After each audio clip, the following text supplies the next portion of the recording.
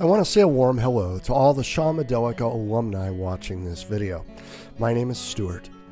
I've always wanted to go back and revisit Shaw-Mi-Del-Eca, as I'm sure many of you have, to connect with the land, the Greenbrier River, and the place where we all forged such great memories and friendships. This last summer, my wife and I took a trip back to the Lewisburg area, and I was given the opportunity to go inside the gates of what is now the Shaw-Mi-Del-Eca Village. I'd like to invite you to come along for the ride and reminisce with me. Enjoy! So, just before the 4th of July 2023, we flew into Charleston and drove down to Lewisburg. It takes about an hour and 45 minutes to make the trip. It's a beautiful stretch of road, so it went pretty quickly.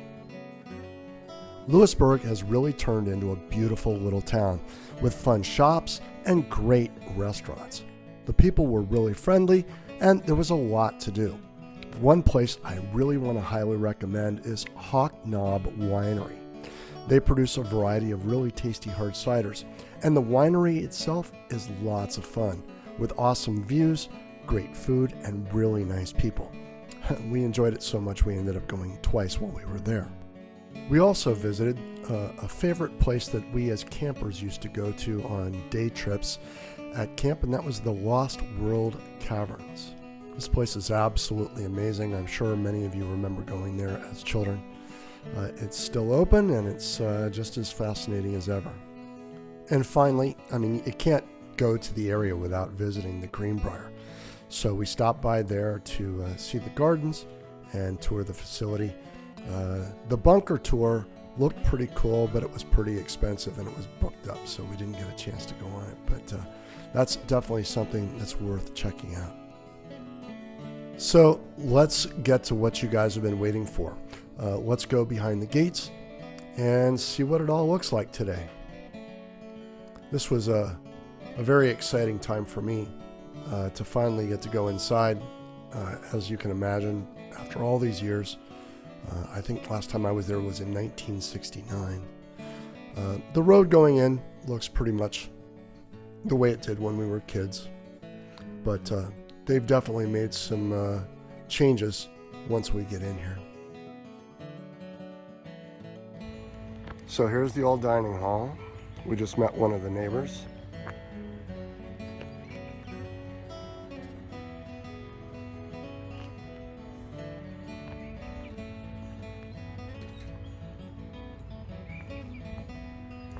They said it's open, so let's go look inside.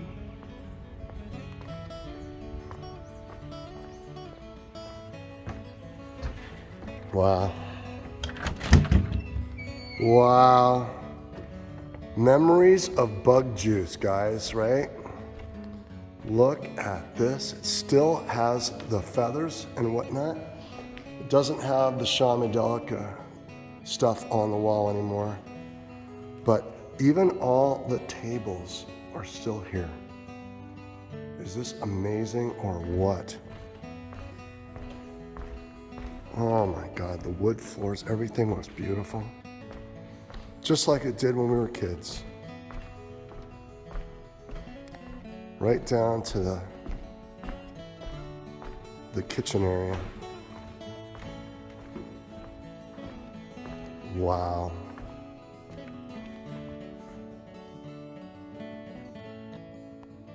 Cream of wheat. I remember the milk machine was up here. Right over there, I think. And bug juice. Yeehaw. God, this is such a walk in history.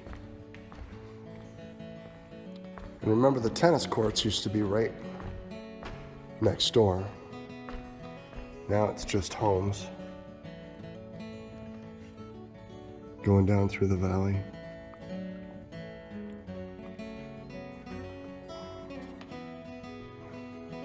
Wow. This is just amazing that it's still like this. And all the tables and everything. So, I just talked to this guy, Chuck, who is, his dad actually ended up buying all this property.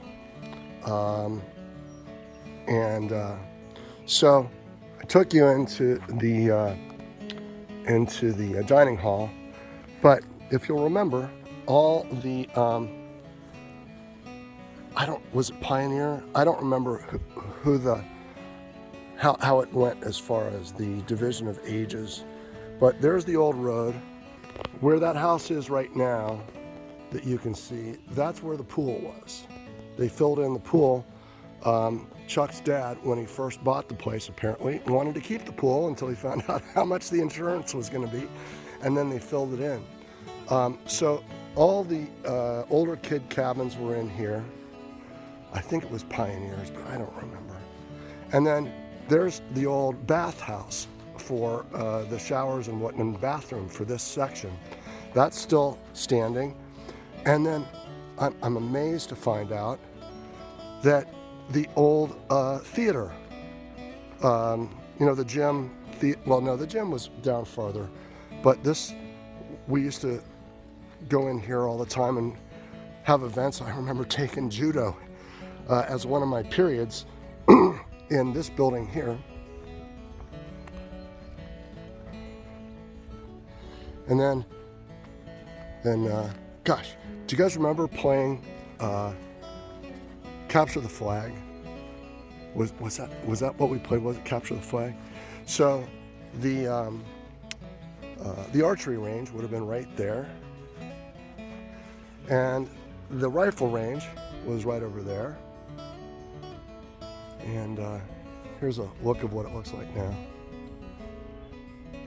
So we're down by the river, and many of you guys will remember standing on this ledge right here fishing,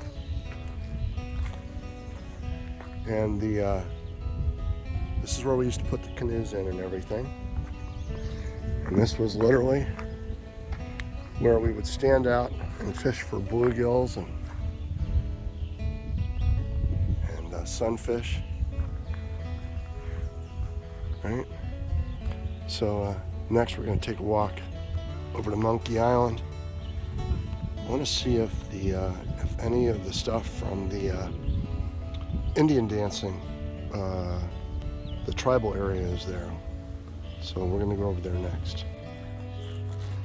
So I'm going to take you guys on a little trip that most of you probably haven't made in decades. But we're going to go across the dam.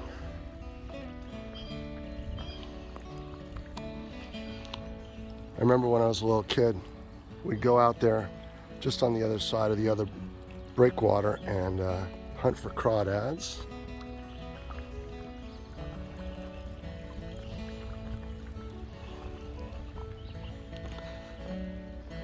Now, I learned to water ski right on this little tiny reservoir when I was a little kid. They had that little rowboat with a 10 horsepower motor on it, and he would pull us on those double skis up and down this little river, and we used to hang out and canoe, and gosh, so much fun stuff here. Let's go all the way across to Monkey Island here. This it's not as wide as I remember, but it was a lot smaller then.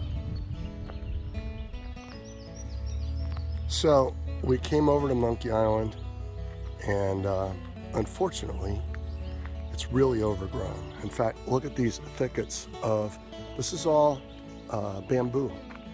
It's just thick as it can possibly be. There's a couple ways through, but it's not easy to get through. I tried to make my way back to the tribal area, but there was no go.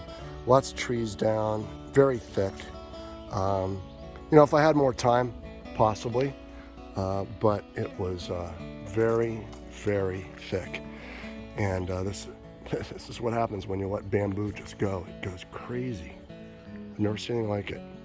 But, you know, I was just reminiscing of what it was like, you know, on like tribal nights and stuff when you go over there, and the Indian dancing and the kerosene torches that we used to carry to get to the tribal dance area and whatnot.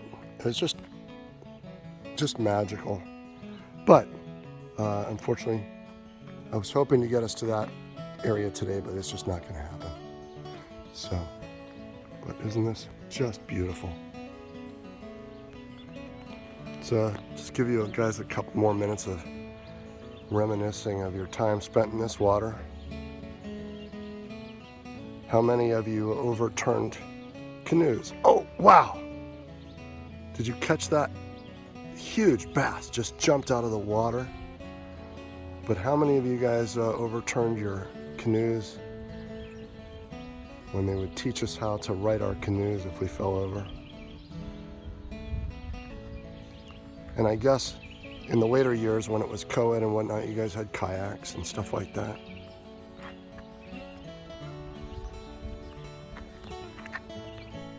That brings us pretty much to the end of the tour itself, but I want to do a couple extra things.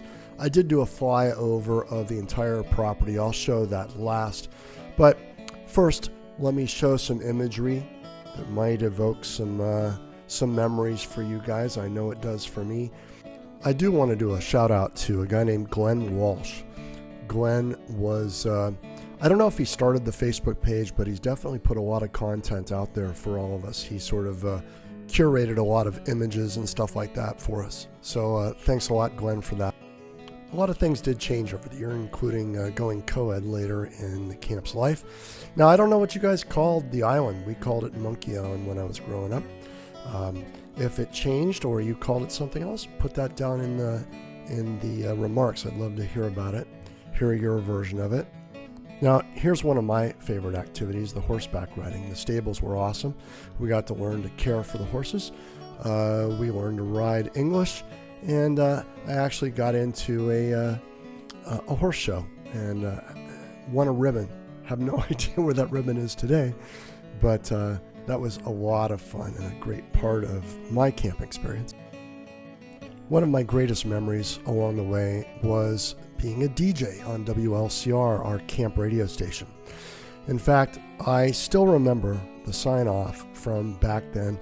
I actually was able to check it in something that I think Glenn posted or somebody posted where they actually wrote down the sign-off. But this is WLCR AM carrier current, Lewisburg, West Virginia on 640 kilohertz using an RC6A AM broadcast transmitter manufactured and approved by Richard H. Compton of Low Power Broadcast Company, 520 Lincoln Highway, Fraser, Pennsylvania. And that's from memory, man. I still remember that from 12 years old. I check my memory from time to time with that. Now the pool, that was one of everybody's favorite activities on a nice hot day. Do you remember buddy check, when you had to find your buddy to make sure everybody was there and nobody had died? Also, one of the odder things that probably got phased out, I would assume, after everything went co-ed, was birthday swims. This might come as a shock to people nowadays, but when somebody had a birthday, we would have a birthday swim and everybody would go naked in the pool. I don't know if that was just a nightmare that I still remember or it actually happened, but I'm pretty sure it did. Now, one thing I want to point out is those trees right in front of that house in the distance. That brings us into the next set of pictures. On a really nice hot day after a rainstorm, I remember we were in those cabins off to the right there when I was a little kid, and it was a rainstorm that just soaked the place. And then the rainstorm was over. We were all able to come out of our cabins, and to my amazement, everybody started sliding through the mud. So these pictures are images of that. I still remember it vividly. It was so much fun. Here's some pictures also after the place went co-ed. But that was one of my favorite things that I remember as well. So that brings us to the end of our walk down memory lane together.